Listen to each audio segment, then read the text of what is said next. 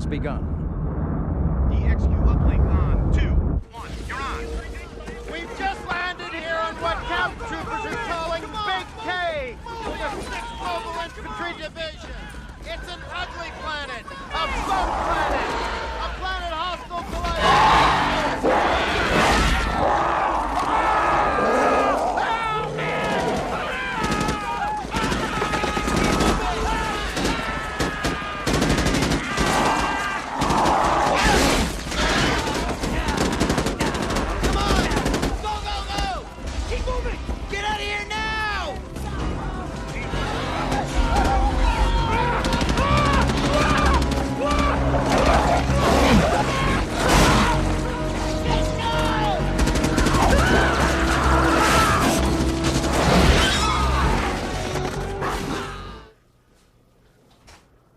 And now it's one. What was his name? Starship Trooper 97, that's what I thought. Alright, that's all I need to know. Andy Dufresne walked through. Crawled through 500 yards of some old bullshit called The Dark Knight Rises. And then he had to clean the poopy off his shirt, and they called that Starship Troopers. Starship Poopers? Starship Poopers. Thank you, Simpsons.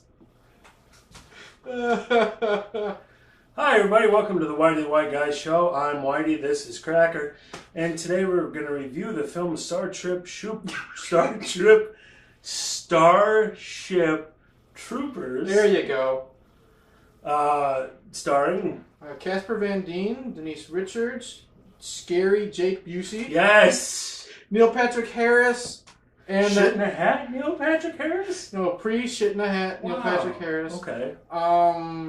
So the hot chick from the Saw movies. Michael Ironside is in it? Michael Ironsider's in it. Clancy Brown is in it.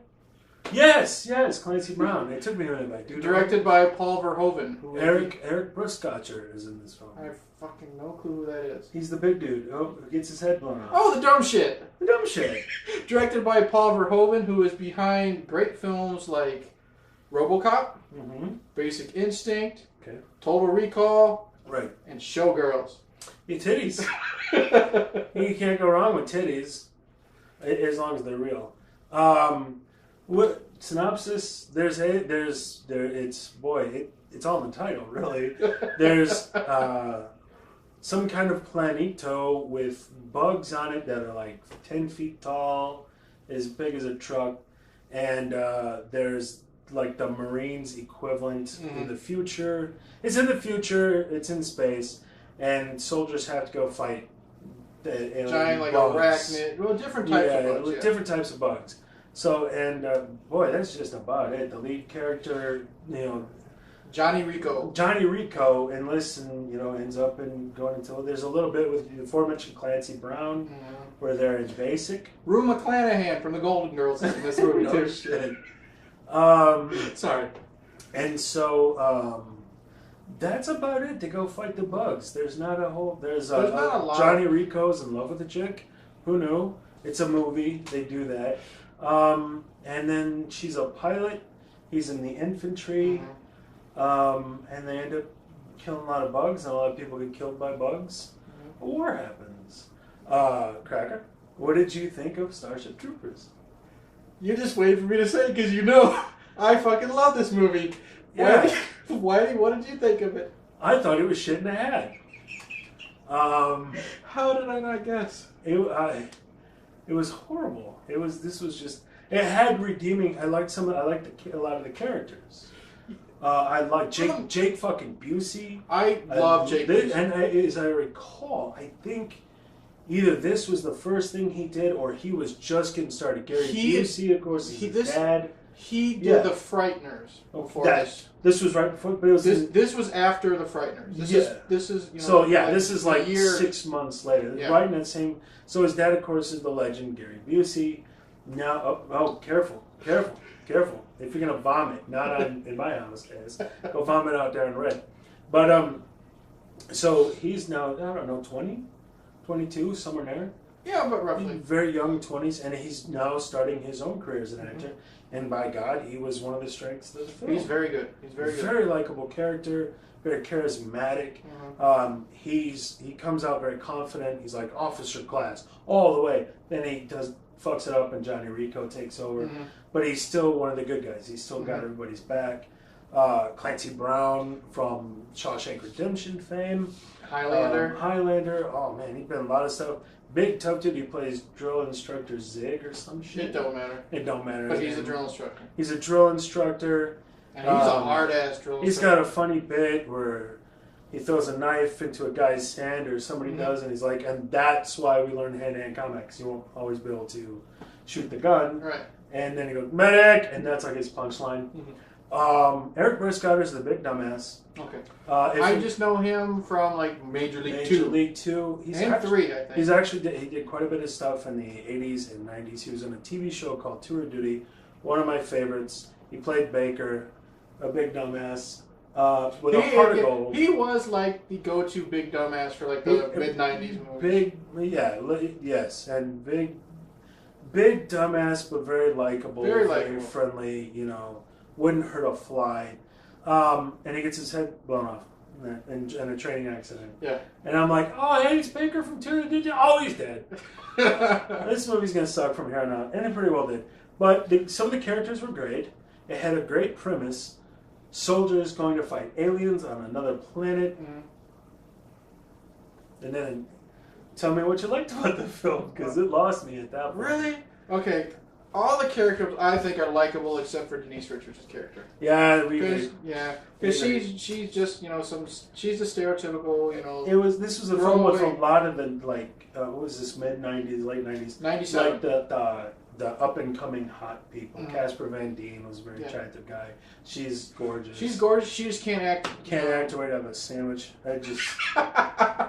Out of a sandwich or into a sandwich. Can't act away into a sandwich. She's the only downside, but I love all the characters are very, very likable. The dudes are likable. It's got likable dudes. Yeah. Casper Van Dien, the man's name is Casper, but he's not like. And he's not Bruce Willis. Ginger and no, but the thing I'm just saying, he's not like a Bruce Willis action star. Right. But if he didn't his career didn't go down the toilet, I think he could be a decent, maybe like a Danny Trejo. Let's go to this guy when we have to do like a straight to video type action star. Okay. Which is like what he does now, but it's like 20 years too late. Yes. Like you said, Jake Busey's great, and what I love about Jake Busey is he's really good comic relief. But he's not just that. Like one of my favorite bits is when they get the mail, and they get Casper Van Dien, Johnny Rico gets the video postcard from his girlfriend, Denise Richards, and in the background, Jake Busey's got like a violin, he's playing like a sweet romantic tune and stuff like that. Love the special effects, top notch, especially for the time. The gore is fantastic. Lots of gore. It's very, very, very brutal, and I just love anything. I haven't seen Showgirls yet, and I heard it's a piece of shit. But I love anything Paul Verhoeven gets his hands on. You haven't seen Showgirls yet? No. You know what it is? Titties. A piece of shit. Okay. Titties and shit. Yeah. But the reason why I'm going to see it... Is it shit on a Barney? But this man, he's good at propaganda type films. Yeah, it was... Because he's focused on the consumerism in RoboCop.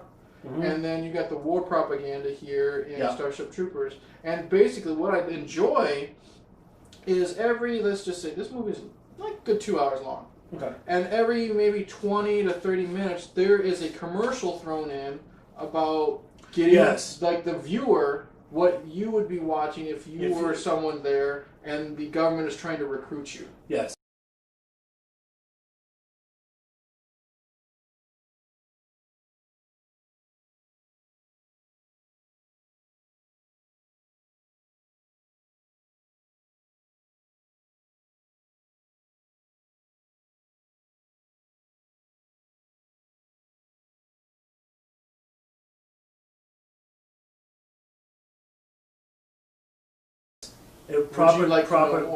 Propaganda videos, and I thought that was a very effective part. This was a film about war, but it wasn't a pro-war. It was very much an anti-war film. at least in that sense, like the propaganda, the brainwashing, that kind of stuff. Another character I really enjoy was Shit in a Hat. What? Because A, he's not in it very much. Okay, I love him. You know, Neil Patrick Harris. I like his rapport with Casper Van Dien. Like, there's this scene where we know that Neil Patrick Harris is kind of clairvoyant. Like, he can see the future. If that's what clairvoyant is. No, he can read minds. Okay. Is what it is. Because remember, they're sitting there with the cards, and he's like, "What card am I holding?" Yeah. And then Johnny Rico's like, "A 4?" Yeah. And he's like, you know, statistically, you should have got one of these by accident at this point. And then, like, he teaches, like, his little ferret to go curl up his mom's dress. All kinds of shit like that. But he's funny, but he's in it in small doses. That's it. You know, there's nothing. Right. It's a fun movie. This movie looked like it would be fun to be in. Oh, sure. So why are you shitting on it? I understand tactics and strategy, and it makes no fucking sense at all from that standpoint.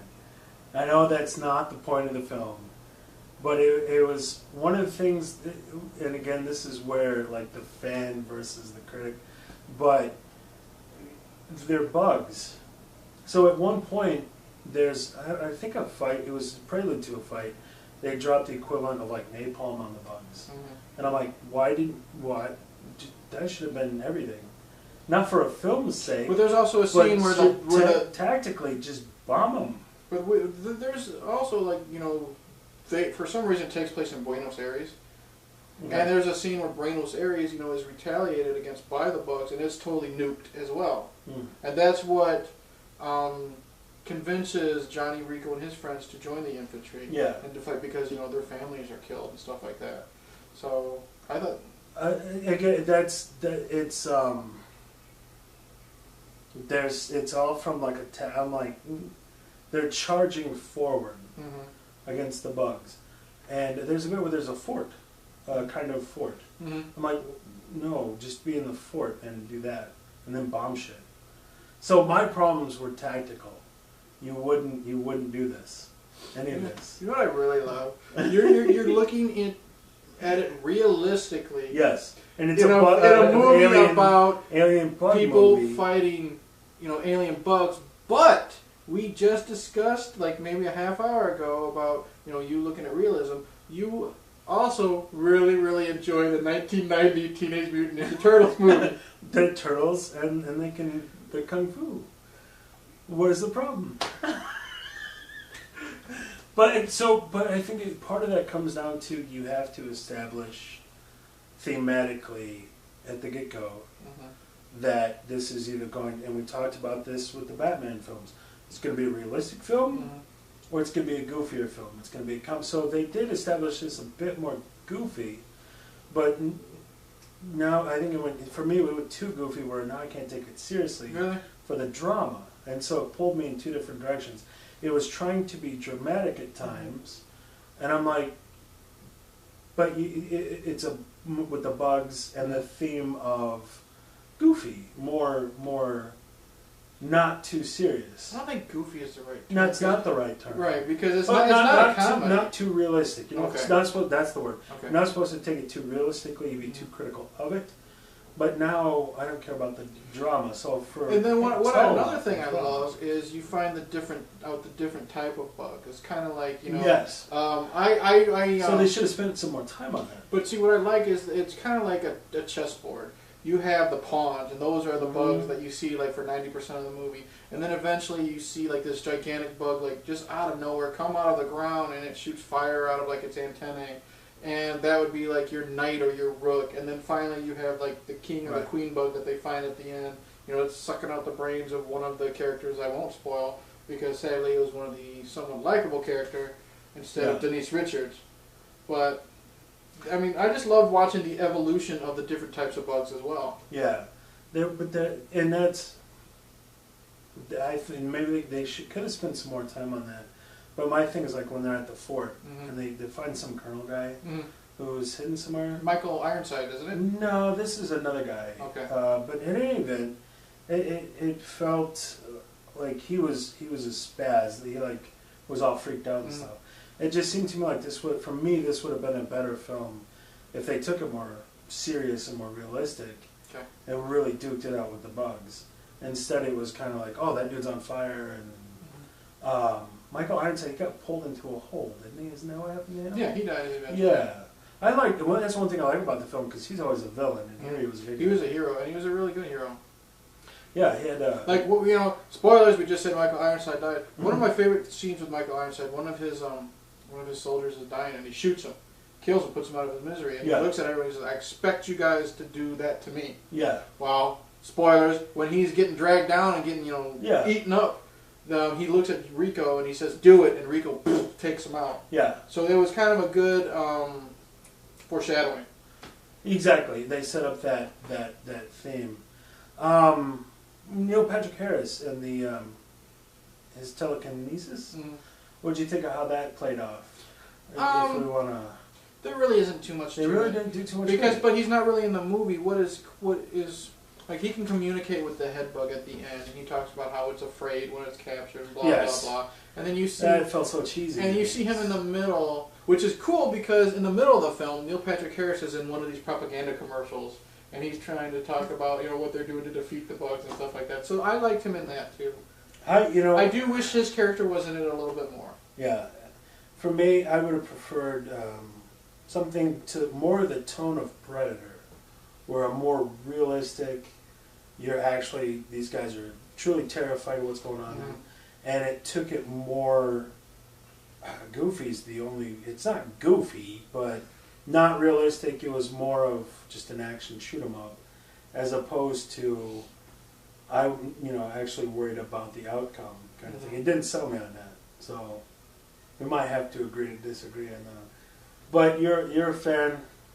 Loved it. Loved that. So in closing, I guess because we are running out of battery here. Starship Troopers with everybody. Yep. Go see it. Go see it. Don't listen to this man. Our friend of the show, Joker, told me that there's a book. Yeah, it's based off a book, and it's nothing like the book. That's what he said. That's what he said. He said, because I made that criticism. I said, tactics and strategy. Here you go. Sense. Doesn't make sense tactically.